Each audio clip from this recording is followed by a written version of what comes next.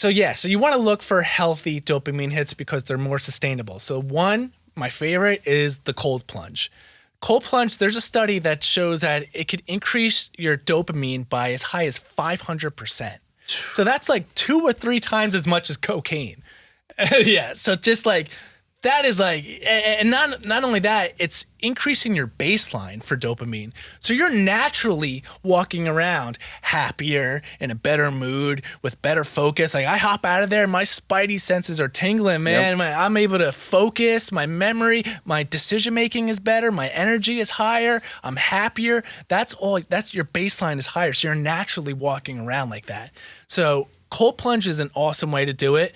Another way is through certain diets, so certain foods. So a lot of like lean protein, salmon. Salmon's real high in DHA. That's really good for cognitive function and memory. Leafy green vegetables, blueberries, a lot of nuts and seeds like pumpkin seeds and walnuts. Dark chocolate, so not like a Hershey's bar that's like fake sugar, but like real, like 70% cacao, organic dark chocolate. That'll increase your dopamine. So it could be done through diet. And then really just, you want to work on incorporating your whole entire brain. So like I talked about that first 7 years of our life, how the left side of our brain is not fully developed.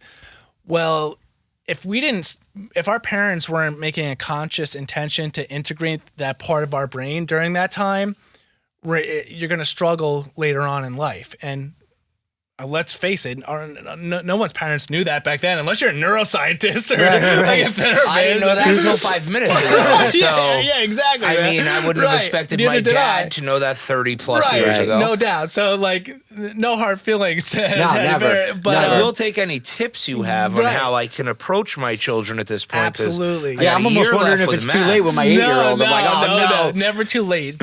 So it's never. So this is stuff that I do for myself. Yeah, if it's not too late for us, it's not too late for me. Right? Exactly. Or Max or Rosie. Or So some things that you could do first is learning new skills and having new experiences. Those start to work that left side of your brain and starts to integrate your whole brain, and that's also accomplishing that neuroplasticity that we were talking about earlier. Another way is through puzzles. So I'll do like Sudoku. Like never in a million years. I didn't even know what Sudoku, I knew of it, but I had no idea what it was until I started researching this stuff like a couple of years ago. So that's now a part of my daily routine because it gets that side of the brain working. And when your whole entire brain is working, it's healthier mentally. That's like awesome. You don't experience as much as that anxiety and that stress because you're tapping into your whole brain. Reading books, learning a new language, all that stuff. Anything that you could do that involves using that left side of your brain where you have to think and use logic.